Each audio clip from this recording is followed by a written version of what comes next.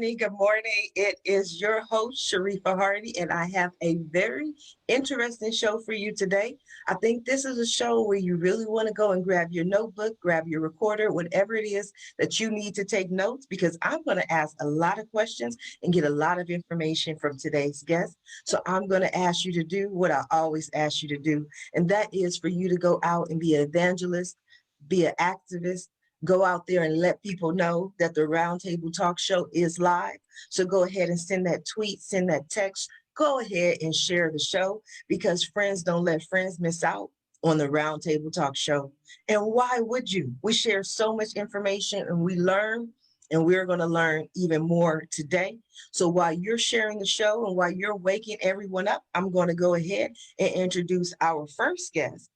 And I'm hoping to be a part of her community, Ms. Deanna Anderson, and she's going to talk to us about 705 marketing as well as moms making it together. Good morning, Deanna. How are you? Good morning. I'm doing great. Thanks for having me. You're so welcome. I am so excited. One of the things that I talk about on the show is what stands out to me in people's bios. I get bored easily. I don't know if you can tell or kind of guess in this 1 minute we've been talking, but it's like I see standard stuff and I'm like, okay, interesting. But then I see something and I'm like, wow, this is impressive. So we are going to talk about 705 marketing, but you really impressed me with moms making it together. As a mom of a 23-year-old, a 26-year-old, I understand this journey. Talk to us a little bit about what you do, Deanna, and who you are. So I have been out on my own for 14 years. I have a 13 and a 10-year-old. So that kind of all happened around the same time. And we at 705 Marketing really focus on high-tech and nonprofit clients, which people are like, that's an odd combo. But engineers and nonprofit EDs often view marketing very similarly. So those are our sort of two areas of expertise. And then the Moms Making It Together community came out of COVID. So I went on March 1st, I've worked at home by myself for 14 years. And all of a sudden I had 3 assistants, my 10-year-old, my 13-year-old, and my husband, all sharing the space with me for indefinitely. And you know, moms saying, what are we going to do? So I created a Facebook community, the Moms Making It Together, literally between dinner one night. We're 10,000 moms strong across the country at this point. We've started an Instagram and a blog, and it's really to help moms figure out what to do right now. Like, you can't call your mom. She didn't live through a pandemic. And if your grandmother did, she was probably an infant if she lived through the Spanish flu. So it's really a community to help us figure out what it looks like. And then also to help us at 5 o'clock have a little giggle and smile because the days are long sometimes. Absolutely. So at 705 Marketing, what does 705 Marketing offer? So we really focus on content marketing. And nonprofits are really our sweet spot. And I, before starting 705, worked at large agencies. So our goal is to take the service that you would see at a large agency and figure out how to make that work with a nonprofit's budget. I'm really involved in the community here in Atlanta, and that's how my nonprofit passion began. So we really focus on the content piece of it. So anything from website content to social media management to thought leadership pieces to traditional public relations, which is where I got my start. So it's really about taking that story and figuring out how we take it through the marketing channels to really make the most impact. Why are you so passionate about nonprofits? So I really focus on ones that focus on women and children. Both of my children have language-based learning differences. So my oldest has dyslexia, dysgraphia, and dyscalculia, and my little has dyslexia and ADHD. And part of my passion has been driven through that and looking at ways that we can help all children with learning differences. And so really that has driven my passion for working with nonprofits. And it's also just amazing to see how you can help their mission delivery. And at the end of the day, it feels really good when you know that you've helped this, nonprofit that works with adoption. And they've gotten coverage on Oprah.com, and to see their faces light up and to see those stories being told are the part that like really get me excited about doing work. And I went out on my own too, so that I could pick my own clients and get rid of clients if I wanted to. And nonprofits are, when you're telling a good story, it makes you excited to tell it. And the other thing is it's really important for our kids to understand that they are expected to be good citizens, even as a 13 and a 10-year-old. And that part of that is giving back. And so I think seeing that I do that not only as a volunteer within the community, but also within my work, I think shows that to the kids and reminds them that, they do, even at their age, have a role to play to be a good citizen. Mm-hmm. As a business consultant, one of the things that I found is there's a difference between for-profits and nonprofits. Obviously, there's a lot of difference, but one of the main ones is that nonprofits, they just want to help. They just want to serve. They just want to fix the problem. They just want, let me give food to the homeless. Let me do these different things, but they don't necessarily operate as a business. And so they don't, it's you have to work with them differently. Does that make sense? No, absolutely. Well, I said that I find that startups, for-profit and nonprofits, EDs, often view marketing the same way. So, which is kind of how the high tech part has stayed as part of our business. And I sometimes feel like you're flying the plane and building the plane and trying to make sure that somebody doesn't go out on the parachute all at the same time when you're working with nonprofits. So we really figure out how can we become part of their team. So it's not like, oh, well, I have to take this extra step. It's like, okay, the weekly meeting's here, Deanna's here, the team is here. We know that next week they're going to give the update on where we are. And that kind of model has been really successful for us with nonprofits of all different sizes. And really making sure that they know that we are doing the best that we can for them, and that we are going to be the best stewards that we can for their budgets, and that we're going to give them a great story to go back and tell their board, so that their board wants to keep us on. Absolutely. I need a team as well. I've got to add to my team and make it grow. Now, Deanna, with Moms Making It Together, I know I kind of understand the feeling, because the Roundtable Talk Show was created during the pandemic. And if not for this horrible global pandemic, the show would have never taken off the way it did. It would have, I believe, not have been possible to have 5 guests per day, 5 days a week. But because so many people are now at home on Zoom looking for other opportunities, you have so many speakers, just who like, okay, I want to do something. It made it easier for me to do that. So with Moms Making It Together, I can understand how you're looking for that community, because all of a sudden you're at home. This is new for you. You can't even relate. That's what you were saying earlier. None of us has lived through this. What are some of the topics or the reasons why people that you discuss in the community that you support with? So it kind of ebbs and flows. So when we started, it was all about my children are home.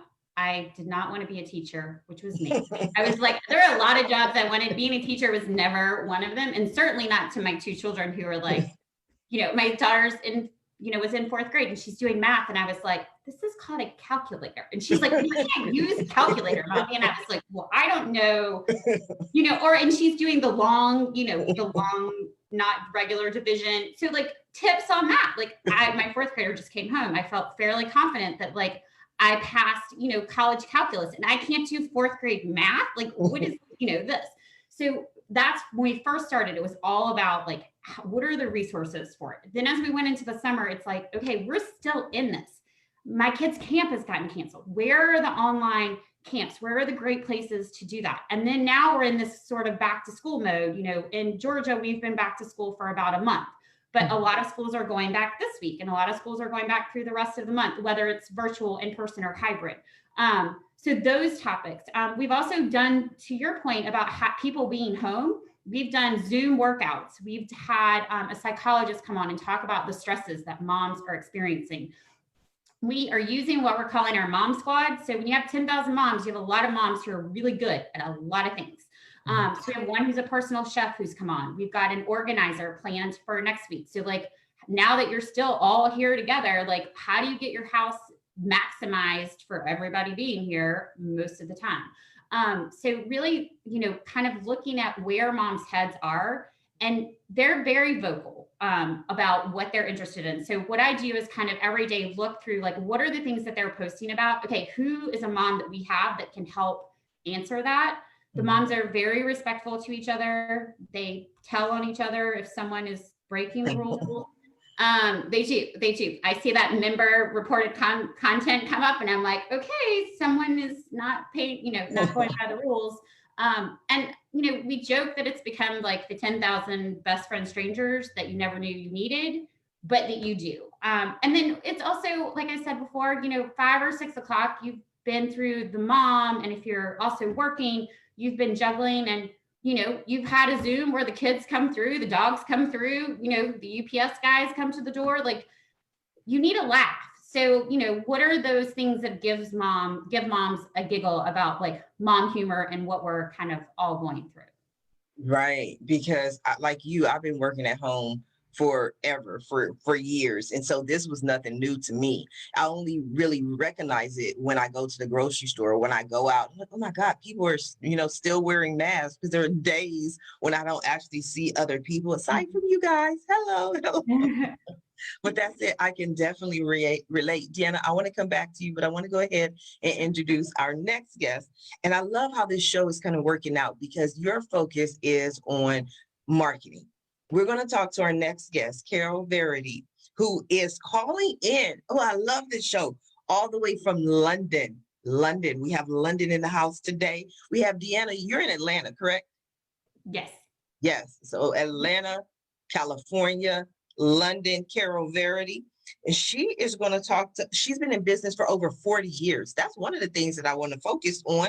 But then we're also going to talk about wow, women on the web, as well as smart website planning. Good morning, Carol. How are you?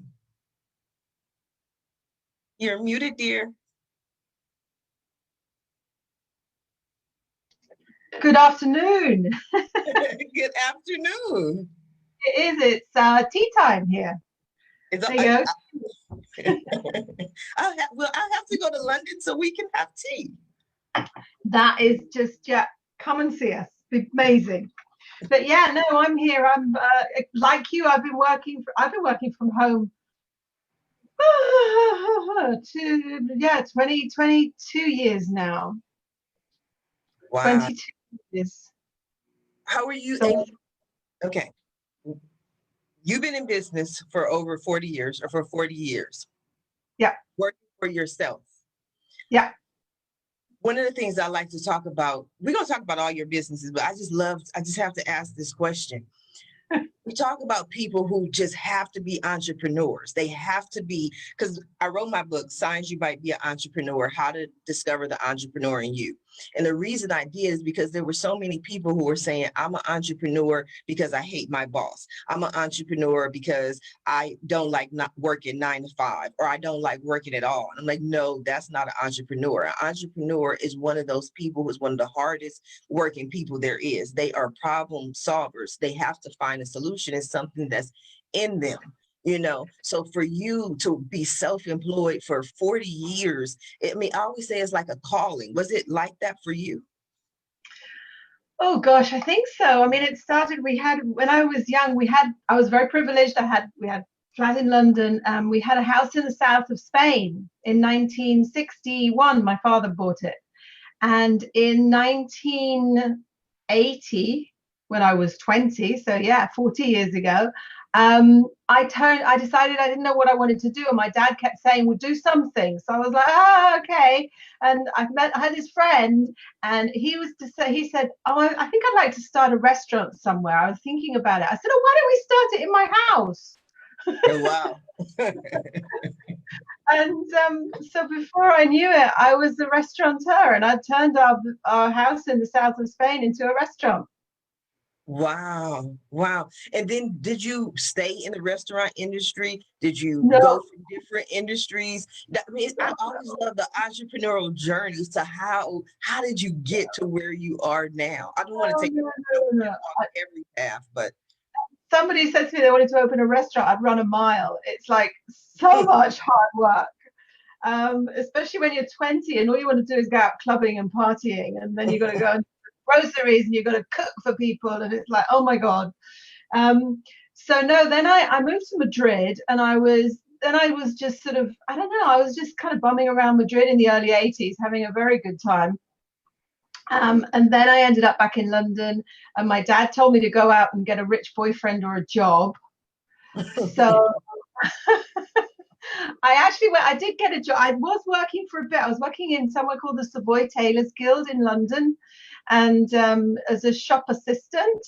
But then somebody who was coming into the shop and buying all this stuff, she was Colombian, and I'm bilingual Spanish English, and we were chatting away, and she said, look, she said, I've got this business and I import fruit and flowers from South America, would you like to come and help me? So I kind of then went on that kind of journey and started doing that, and then I got, to cut a long story short, I got into the international property industry.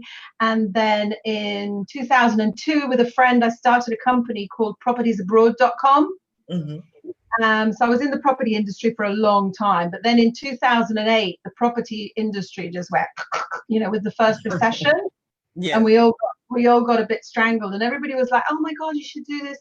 But by then, I'd done a degree in visual communications, because I just loved it and I wanted to do it, and I loved corporate identity.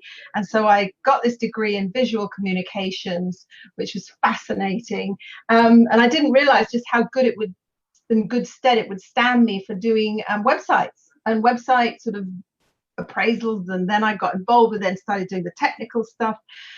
And then I started a company called Smart Website Planning, because I realized that all these websites were going up all over the place. And you'd say to somebody, did you, people would say to me, I've got a website, but it doesn't work.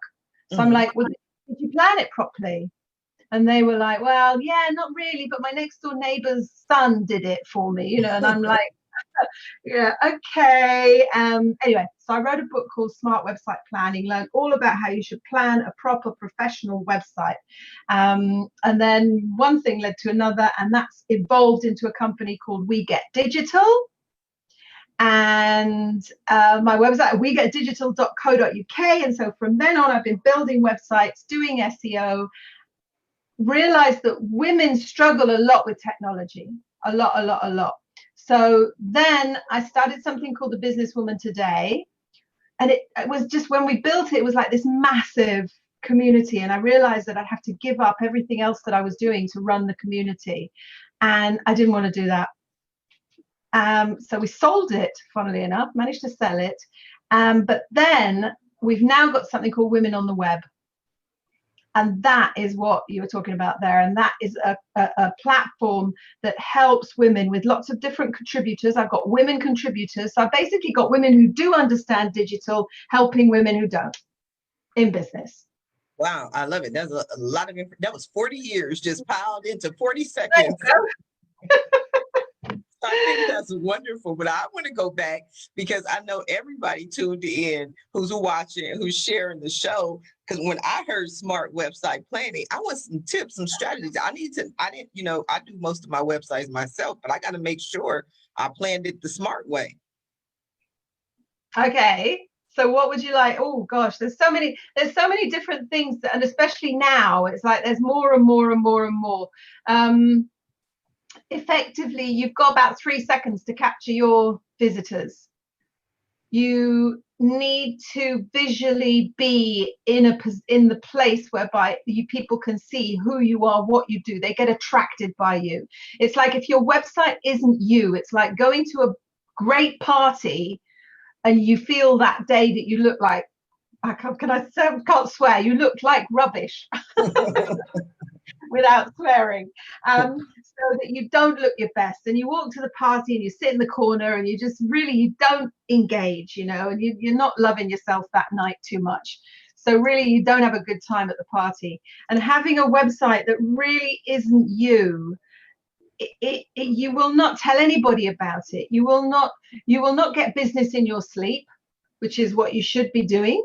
If your website's well SEO'd, it's well positioned, it's out there, it's being found, you're engaging, your content is good, and you look the part, because that is what we need to do out there. The competition is fierce right? The competition is absolutely fierce. And if you ain't looking your best, you can bet your bottom dollar that your competitor will be. And your competitors are only one click away.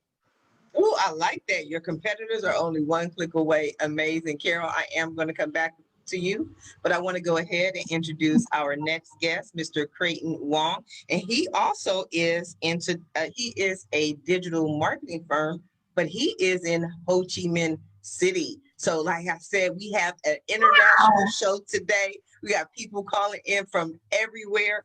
And it seems like we can have an educated conversation about digital marketing, website design. Everybody seems to know a little bit of something or a whole lot of something about these topics. Good morning, Creighton. How are you? Well, good morning to you. Good evening to me. So I'm on the I'm on the dark side of the earth at this point in time. What time is it there? Oh, it's past 10 p.m., but I work on U.S. hours, so my day is actually semi-starting. Oh, okay. That's interesting. I love it. 10 p.m. is still early. You still have a couple of hours before it gets too late. The people in Australia are the ones who get so mad at me. They're like, Sharifa, it's 1 a.m. I'm like, I'm sorry. I'm like, I'm in the U.S.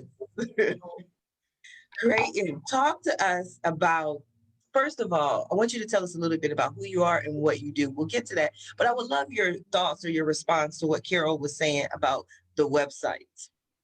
Absolutely. I mean, when gosh, 20 years ago, the conversation was, do I have a website? Do I not have a website? And now there's no question about it. You got to have a website out there. And the question But let me now just is, ask you that. Let me just ask you that. I didn't mean to cut you off, but since that's what I tend to do, I might do it again. I didn't want you to go too far because you said 20 years ago that people said, should you have a website or not? One of the conversations I still have every day, 2020, is when people tell me, oh, I don't need a website. I have my Instagram. I do business on my Instagram, or I only use my Facebook. And people still, unless, maybe it's just me, but people still tell me that today. I heard Carol say something. I don't know if you were agreeing. I think Carol just had a heart attack over there. They say that.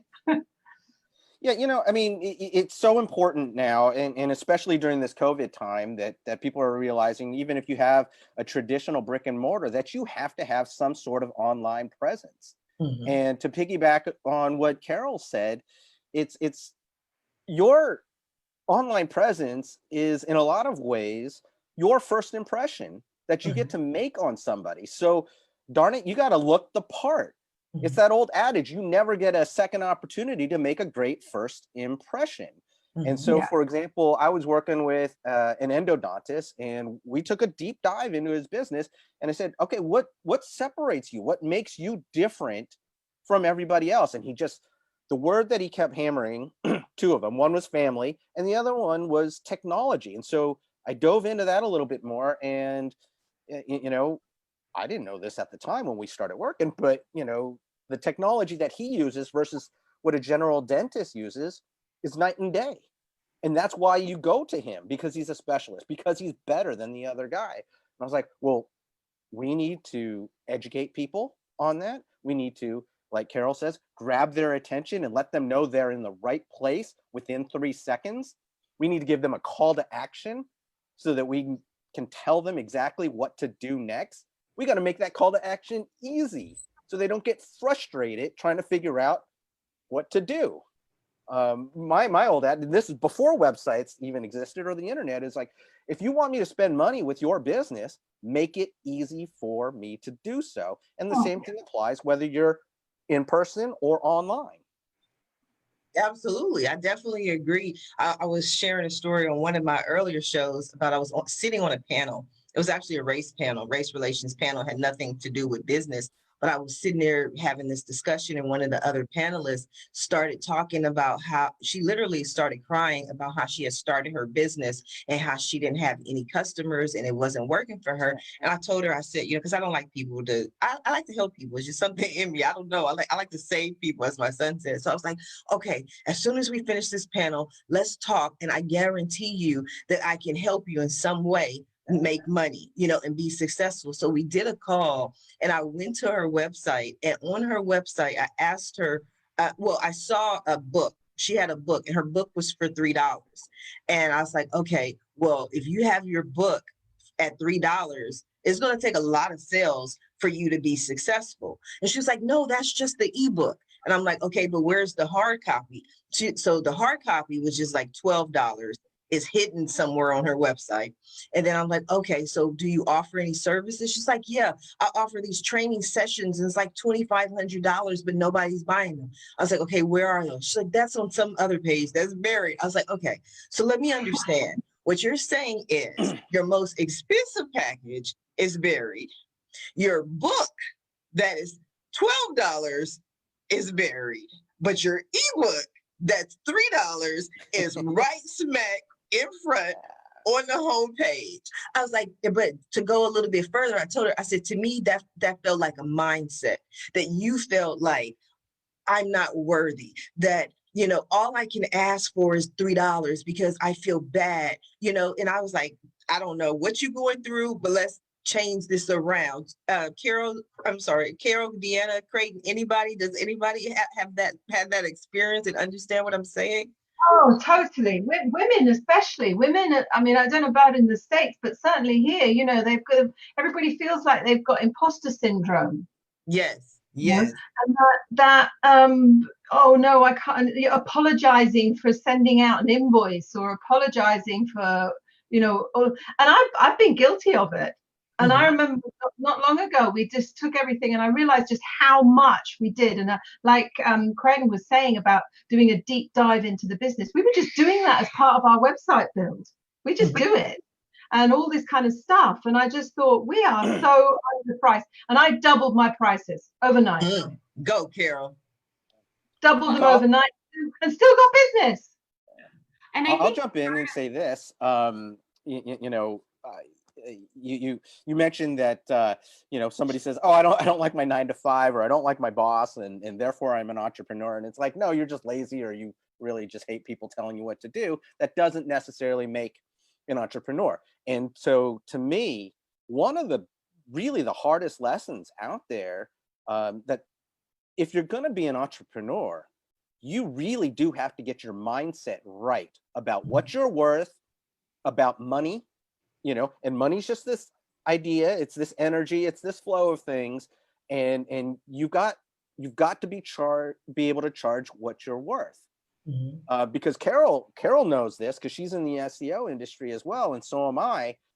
There's always a race to the bottom, and if you want to race to the bottom, that's fine, but you're going to end up with a lot of clients that are unhappy and don't value what you bring. So you gotta wrap your head and your mentality about what you are absolutely worth. Yes, but a lot of people will say, how do I determine what the value is? And only a certain, you can set that, because one of the things that people will say to me is, but Sharifa, I don't want it to be too expensive. And I'm like, okay, but expensive is relative. You know what I mean? There are millionaires and billionaires who would laugh at certain prices. There are certain people with lower incomes who would cry at certain prices. But my background is sales. And one of the first things that I was taught was the expression TAL, which means they all lie. And people will always tell you they have no money, but then they go buy the iPhone that was $15,000 for a phone. Like, what does it? I'm sorry, that's another tangent. But the point that I was making is that people have the money, and it's up to you to determine what you want to offer your product or your service for, and then people who resonate with that will buy. That's totally. And it's easy. You just have to do it, and it's, as you say, it's determining your worth. And obviously, if you're starting out in business, of course, you don't really know. You want to get you want to get testimonials, you want to get proof of concept, you want to get, the stories going and stuff like that. But once you've been at it, and if you've been doing it well for a year or two, at that point, you need to know what you're worth and what you're giving, and then charge accordingly. Because 9 times out of 10, people don't buy out of price. People buy for value. Amen. Deanna? I think part of that too, kind of to piggyback on what Carol said about women and imposter syndrome, is being like proud of your story and telling your story and showing those successes to clients. So like maybe you are 10% more than the other one, but you've shown them what you can deliver. So that 10% isn't even a question at that point, because they're like, okay, well, for 10% more, I'm getting 50% more from an exposure and impact perspective. I can find that 10%. And nonprofits are that way too. Like, you know, even some of our accounts will start small on, and I'll be like, when is your next board meeting? And they'll be like 3 months. And I'm like, all right, here's what I'm going to show you in 3 months. And almost every time our account builds, because it's like, okay, we have the money. We were just holding, just holding back on it a little bit. But I think people have to be able to tell that story. And if you're an entrepreneur, you have to be able to tell why you're the best at what you do and why clients should work for you, because no one else is going to tell that story except for you. Yes. I like what you said about the whole holding back thing. I think that was gold. And I like to find and point out gold. When I work with people in consulting on their business, I try to stay away from the specifics of their business or doing those aspects. I love to consult, but I tell people, think of me like your priest, right? Tell me the truth. Don't lie to me. Don't be, have a $20,000 budget and be like, Sharifa, you know what?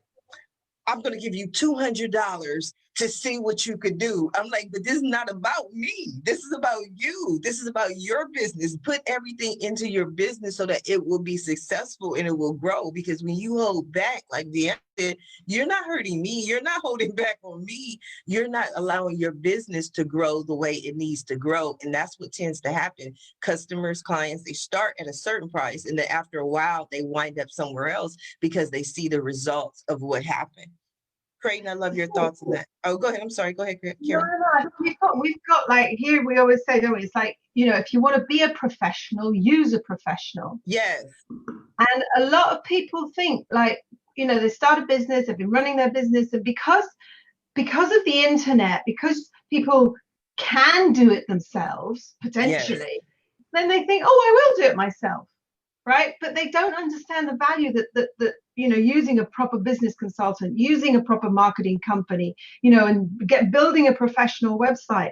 That is an investment. It is not an expense. It is an investment in your business. That you don't do that. You people who build business, they don't do marketing, they don't build websites, they don't do business consultancy. So why on earth would they think that they can do that on top of doing whatever it is they do in their business? Yeah. And I'll piggyback on this and say, hey, look, if you're a buyer, you want somebody who's going to charge you what they're worth and not run to the lowest price, because that person that Carol mentioned earlier, who got their website built by the neighbor's cousins, first stepchild's, college kid. Yeah. The problem with that is my website doesn't work and he won't pick up the phone. Yeah, because you didn't pay him enough and he's out of business and he's off doing whatever he is, whatever he's doing. And why should you be treated like a professional when you went and hired an amateur? Yes. It just doesn't work like that. And so, but the thing that I think all of us fight is, for example, Deanna and Carol's, it's like, hey, have you ever posted on Facebook? Congratulations, you're a social media manager. Have you ever clicked on a website? Oh, cool, you're a website manager. And I mean, it's not a little bit, it's a lot more in depth than that.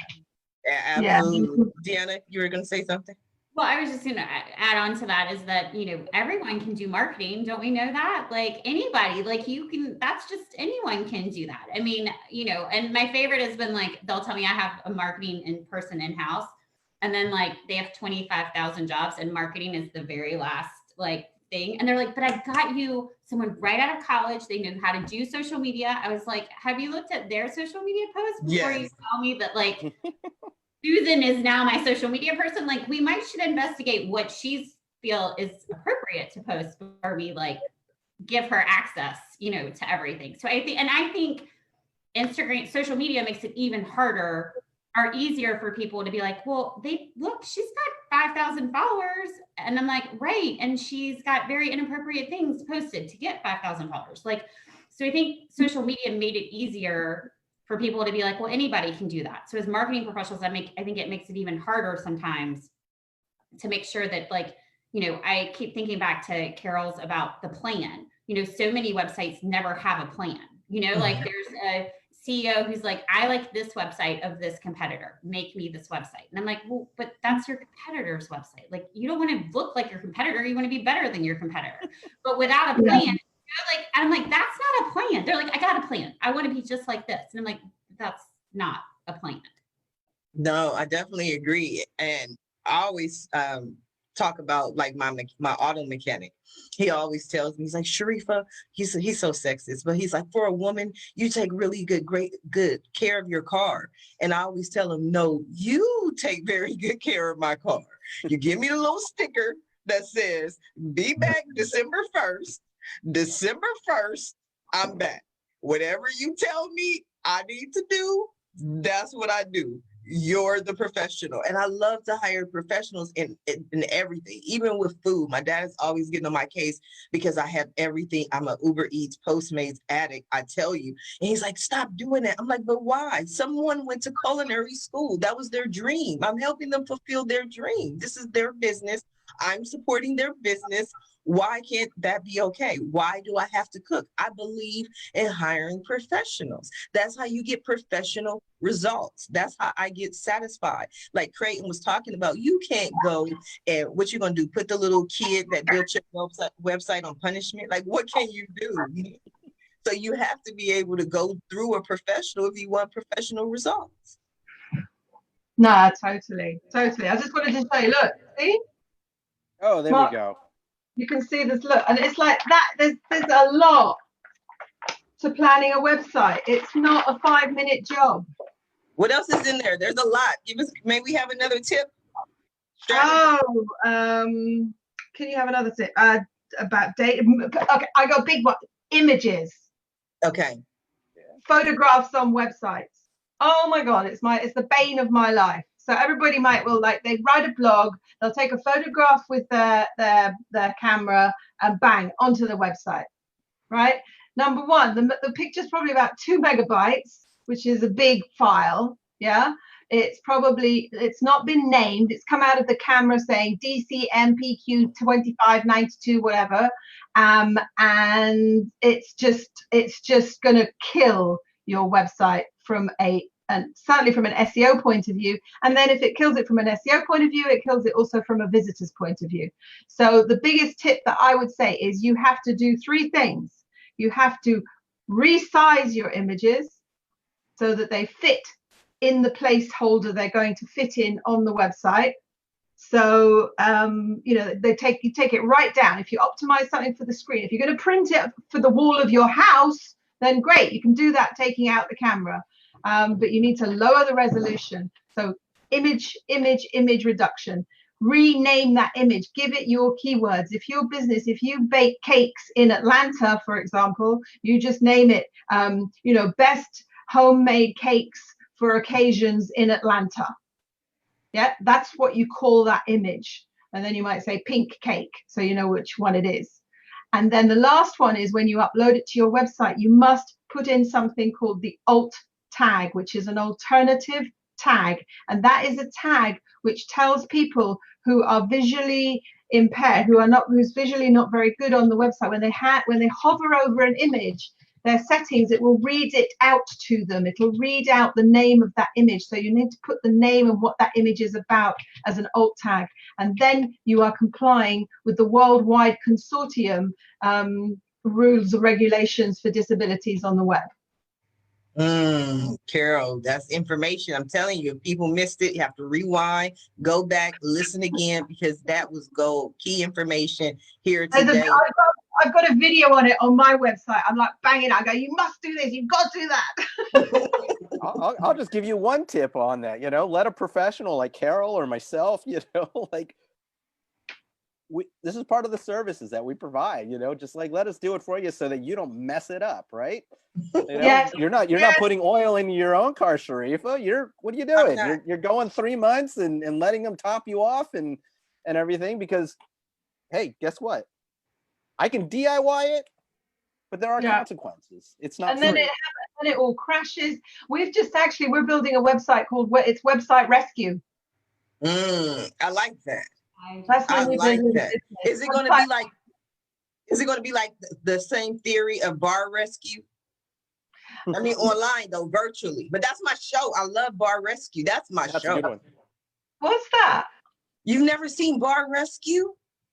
No. I love it. I love it. I love it. We got to see if she can find it on Netflix in UK or something like that. Or YouTube or something. Yeah, but I don't know. I just like it. But it's this guy who has kind of a strong personality, but he goes into bars who are basically about to go out of business or losing money or have, the government has come in from the health department and they totally revamp it and remodel it. But they don't just do it from the structural business side, the foundation side, but even with the employees, like they whip the employees into shape. Like you're wasting too much liquor, you're pouring too much. This is the correct way you have to do it. So they revamp everything, and it's just amazing to watch. Yeah. So it's like a virtual, like you go through their website and rescue it. We've got there's a chef here called Gordon Ramsay. Yeah. Yeah. And he does that. He does that for restaurants. It's called Ramsay's Kitchen Nightmares or something. Yes. And he does that. That's very good. But yeah, so we're just sort of putting it together, and it's called websiterescue.uk because it's sort of, we're based in the UK. But it's not just us. We do design rescue, but also my tech team and the IT guys. They are they're part of it as well. So they can, like, we do all the hosting. We do like deep tech stuff. If something goes wrong, if anything blows up, we can rescue that too. Because it's an important thing, and we've done so many website rescues that I thought, well, why don't we just like put it out there as a little business? I like that. I love the fact that the domain was available, because that is a cool name. I always say I built my first website in 1994. My only regret in life in general is that I didn't buy a whole bunch of one-word domains. Like I should have just bought 5,000 of them. On that, definitely. Oh my God, definitely. It's crazy. But you can still find some good ones. You can kind of dig around, and there's still some good ones about. Yes. I want to go back to what Creighton was saying about kind of the whole oil change idea. And part of the reason why, I don't do the DIY, aside from the fact that I have absolutely no idea what I'm doing. I could probably watch on YouTube and figure it out. But is when I go, they analyze my entire car. They don't just change the oil. They say, Sharifa, you need this, you need that, do this, do that. Come back then. You need this in 6 months. You need this in a year. And so they do everything and not just one piece. And so I can make a change by, Googling it or looking on YouTube, and I may ruin my entire car. So that's kind of what you were saying, Creighton, about making changes without even understanding the whole picture. Yeah, absolutely. And I mean, what we found with our clients is that they actually love having a monthly maintenance plan, because now all of a sudden they just say, here's the latest blog. And then their responsibility literally ends right there, and our responsibility takes over. And it's like, we're going to get it up for you. We're going to optimize everything. We're going to make sure that it is, SEO optimized, that it's visually designed optimized, that it doesn't interfere with anything else. If something's a little bit wonky for whatever reason, we're going to bring it back into focus, and to be able to have that peace of mind. And it's just like, we're all busy. That's why we've got less than 3 seconds to grab somebody's attention, because we're all busy and we've got the attention of gnats these days. Why do you want to put one more thing on your plate that you're not good at? Yes. I know I'm guilty as charged, because my attention is all over the place, which means, again, let me go over to Deanna. I'm like switching and moving. But I want to go back to what you were saying about Instagram. I definitely see a lot of accounts that are inappropriate per se. But what I see more of are appropriate accounts, but have absolutely no value to their business. Like I'll look at their social media and it's rainbows and unicorns, and I'm like, but how is that going to get you sales? How is that going to get you clients? So they don't know how to deliver the message that, or do you see that as well, Deanna? And I think there's also a quantity versus quality. Like, well, if Yes. I just keep putting all this stuff out, like I'll just keep putting more and more and more and more. And I'm like, no, please stop with the more and more. And more.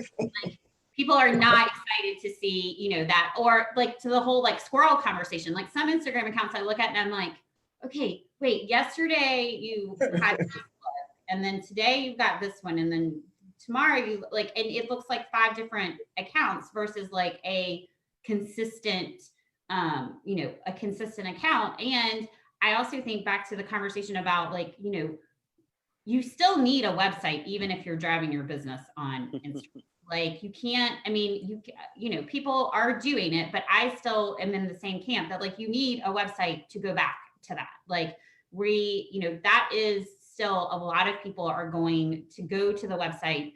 And I also think that, especially from a generational perspective, if you don't have a website, you're likely to lose customers because they're not going to trust you just off of an Instagram. I can tell you that my mother would not, well, she's not on Instagram, but if she was, she would be like, oh, okay, I like that. I'm going to go to their website. Like she in no way would buy anything off of Instagram.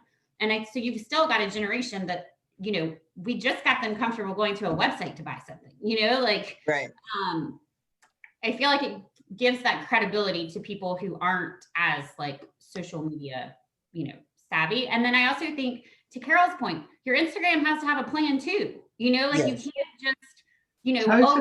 hey, I want to post about this and tomorrow I want to post about that. I mean, I even have a calendar for moms making it together, and it's not even a business. Like it's just this, it's a little community right now. But like I have a plan because I don't want the moms to feel like, I mean, what is she doing? Like, did she have too much coffee this morning? Like, you know what I mean? Like you can't, it needs a plan the same way everything else does. And I think social media sometimes gets to be like, well, I don't need a plan. I'm just gonna wing it, like whatever I feel like posting today, I'm gonna post. Right. And how does that help your business? How does that help you get clients? What is the brand and the message that you want to develop?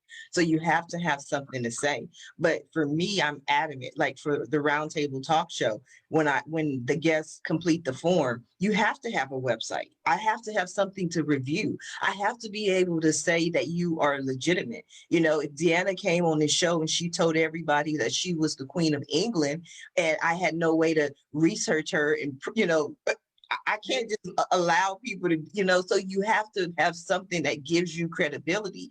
A social media account is free. You can create any free email address associated to any free social media account. And that doesn't prove anything. So if you're in business and if you want to ever go out and get any type of business loan, if you want to have any type of business funding, anything like that, people want to be able to take you serious. And if you're not serious about your business, no one else will take your business serious. That's one of the talks and speeches I even talk about is answering the question, are you operating a business or are you operating a hustle?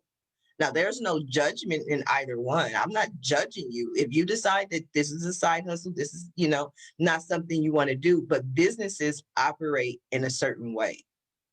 That's what And to piggyback on Deanna, I mean, it's taking a look at your whole entirety and your whole picture. I mean, and a lot of times what we do with all the social media and the SEO and the Facebook, the Instagram, the Twitter, the YouTube, what we're doing is we're creating an ecosystem, or what I like to call our own like little Marvel universe, right? And at the center of that universe is usually the website, because you push people back into the website, and then your website, right? We've got Carol's 3 seconds to let them know they're in the right place and to give them a call to action so that they start buying or consuming your product or your service. And so it's taking that whole bigger picture into account, number one.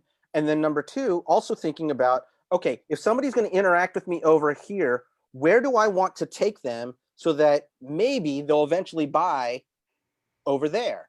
And that's what we call the customer value journey, or some people call it sales funnels. There's a couple different names for it, but it's the concept's all the same. It's like, I want to engage, but if I'm doing my job right, if I've got the strategy behind all of this that I'm doing, I'm going to move them slowly along, build my relationship with them, build the know, like, and trust factors.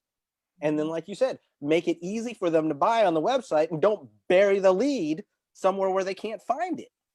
Absolutely. But it also reminds me of something that Carol was, when she was talking earlier, is professionals understand how to utilize a website. So when we had this vision of Carol telling us, correct your images, make sure you do it the right way, we're hearing her, we're learning, but guess what? Maybe we still need more information. That's why Carol said, if you go to my website and you watch this video, there's the information. So just with that small 30-second statement, she just drove traffic and visitors to her website. She also didn't have to utilize any more of her time to keep giving the same information. She has a video that people can watch to learn how to do it correctly. So I think that's the beauty of having a website, being able to send people to specific areas that you want them to focus on and not have to repeat yourself a million times.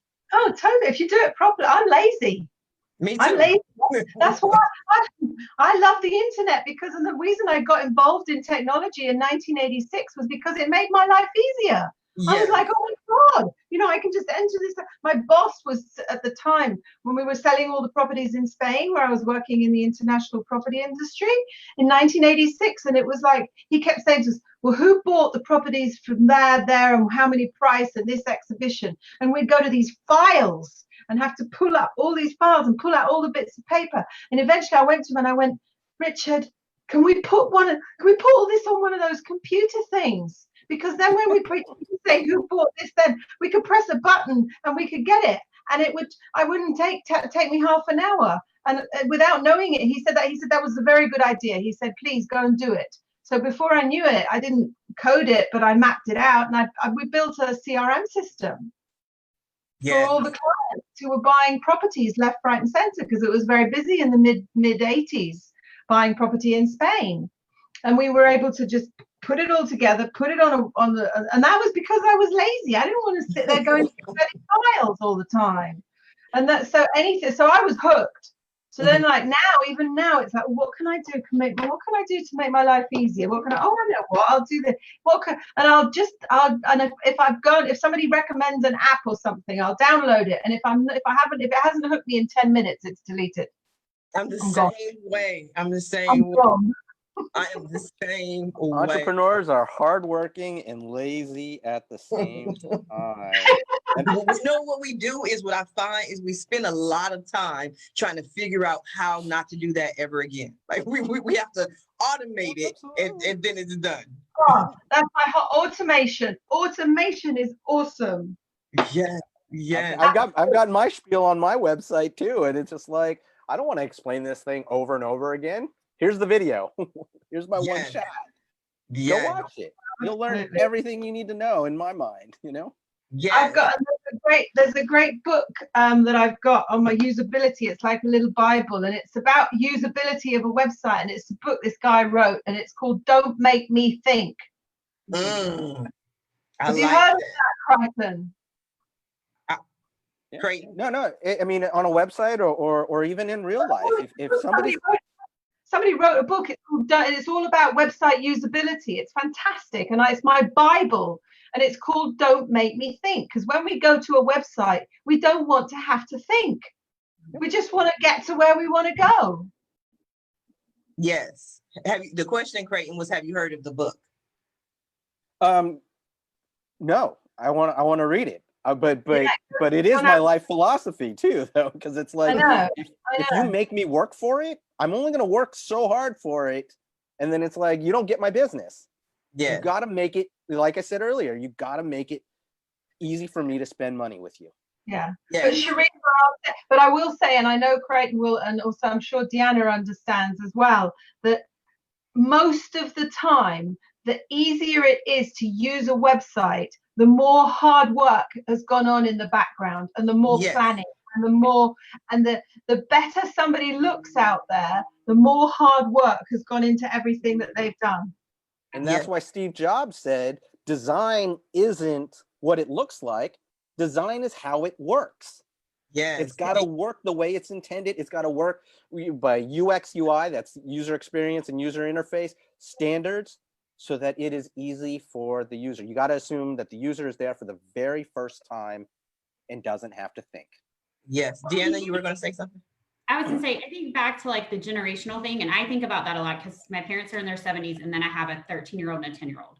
And when you think about ease of use, it needs to be easy enough for my mother to operate it. It also needs to be easy enough that my children who use Google as a verb also are like, that's what you, well, that you actually get to what they want when they Google you. So it's like you've got both generations are looking at ease of use from a different perspective. One is truly like, you know, which button do I press sometimes with my mom? And then, you know, my 10-year-old who was like, I Googled this and this website is not the one that I asked for. And God forbid you order something that didn't come off of Amazon and delivered Prime. And she's like, it's been a week. Nothing. Like, well, exactly.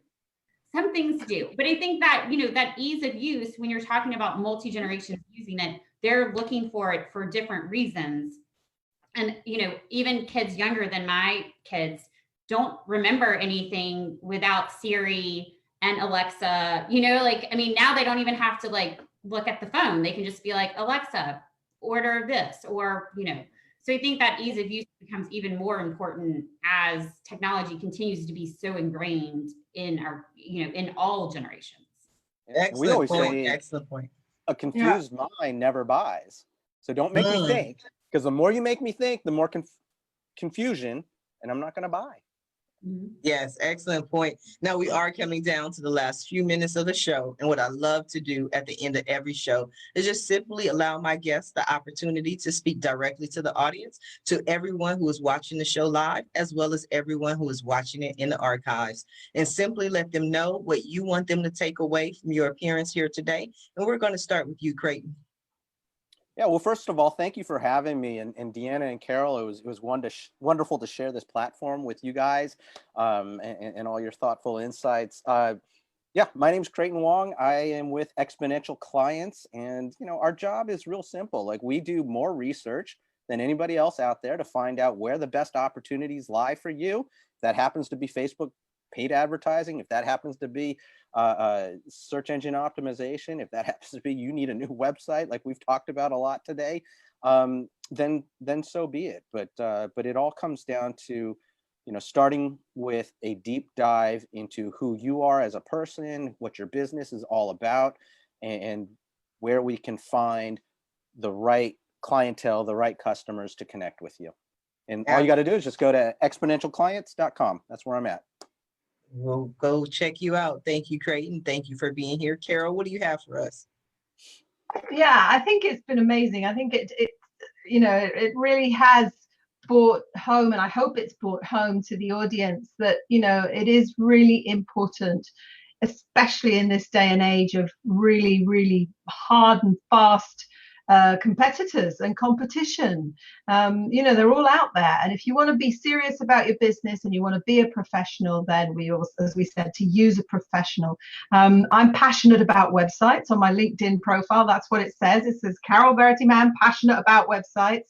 I have been passionate about websites for many, many years.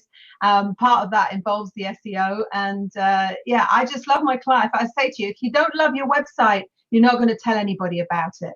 You just aren't. If you don't love your website, you're not going to go to Deanna and then get, you know, all the lovely marketing that she can do, and you're not going to want to expose yourself. You're going to want to hide in the corner. So I want to hear from all those people who don't love their websites, really hate their websites, and want a lovely, shiny, bright new one, so they can go and put up their stuff at the party. And thank you. It's been lovely to meet Deanna and Creighton. I think, you know, it'd be great to connect, you know, outside the show. And thank you so much, Sharifa, for having me on. And it's great that we've got America. We've got, what do we got in the morning? We got the other tea time, and we've got nighttime going on here. And it's really apparent how, despite those massive sort of differences and distances, that we're all on the same page. Amen. I love it. Wonderful words. Thank you, Carol. Deanna. Deanna Anderson, and if you are a nonprofit or high tech looking for content marketing, 705 Marketing is there to help you create that story and really get that out there. And our website is 705marketing.com. And if you are a mom who is still trying to figure all this out hour by hour, minute by minute, sometimes as we go through COVID, the Moms Making It Together community is at momsmakingittogether.com. We're on Instagram at the same, and it is a private Facebook group. So ask to join, and we would love to have you as part of our community. And then just final to echo everything everyone said, it's been such a great way to come back after a long weekend and talk with you guys. And the hour went by like so fast, which are one of my favorite like types of conversations with people that you've never met before this morning, when the conversation goes so quickly. And I've taken some tips that I'm going to take back and use with some of my clients to point them in the right direction. So thank you guys.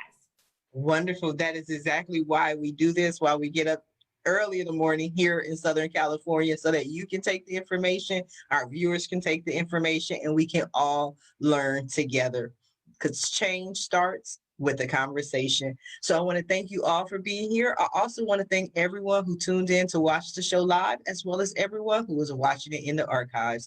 Just because you're watching it in the archives doesn't mean you're any less important. You are so important, and we would still appreciate you sharing the show. But don't just watch the show. Don't just share the show. Please support our guests. Visit their websites. Follow them on social media. Interact. Engage. And when you send them that message, please let them know Sharifa Hardy says hi.